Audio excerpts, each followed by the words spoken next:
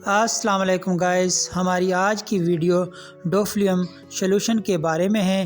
آج کی اس ویڈیو میں ہم آپ کو ڈوفلیم سولوشن کے بارے میں مکمل معلومات دیں گے کہ اس کو کیسے استعمال کرنا ہے، کن جگہوں پر استعمال کرنا ہے اور کن جگہوں پر استعمال نہیں کرنا، کون سے افراد اس سولوشن کو استعمال نہیں کر سکتے اور آپ اس سولوشن کو کتنے عرصے تک یوز کر سکتے ہیں۔ تو شروع کرتے ہیں آج کی ویڈیو۔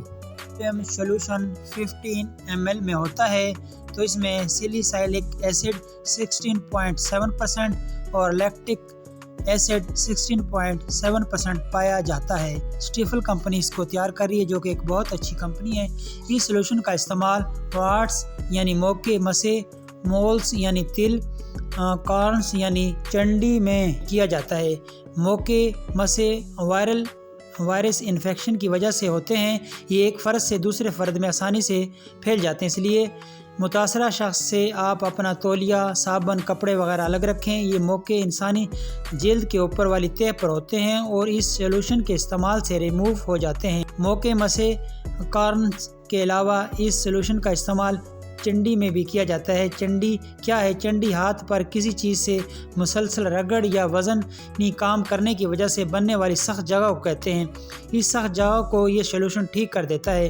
طریقہ استعمال: متاثرہ جگہ کو کم از کم 5 منٹ نیم گرم پانی میں بھگو کر رکھیں اور پھر کسی صاف کپڑے یا ٹیشو سے صاف کر کے خشک کر لیں۔ ڈوفلیم سولوشن کے اندر برش کی مدد سے 1 سے 2 ڈراپ متاثرہ جگہ پر رات کو لگائیں۔ لگانے کے بعد خشک ہونے دیں، دھونے کی ضرورت نہیں ہے۔ 1 سے 2 گھنٹہ چھوڑ دیں۔ اگر ساری رات بھی لگا رہے تو کوئی مسئلہ نہیں، لیکن اوپر پٹی باندھ دیں۔ آپ اس سولوشن کو 4 سے 8 ہفتے تک استعمال کر سکتے ہیں۔ 1 ہفتہ یوز کرنے سے جگہ وائٹ کلر کی ہو جاتی ہے اور جب اوپر سے اس کی تہہ بن جائے اور جب آپ اس تہہ کو اتاریں گے تو وہ آسانی سے اتر جائے گی۔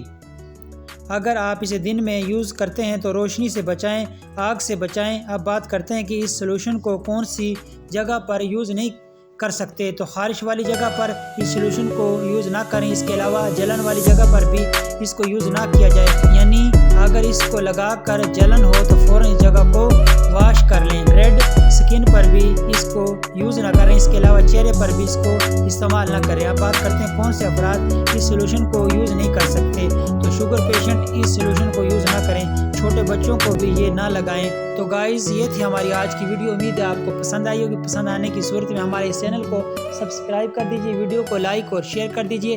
نیکسٹ ویڈیو تک اللہ حافظ۔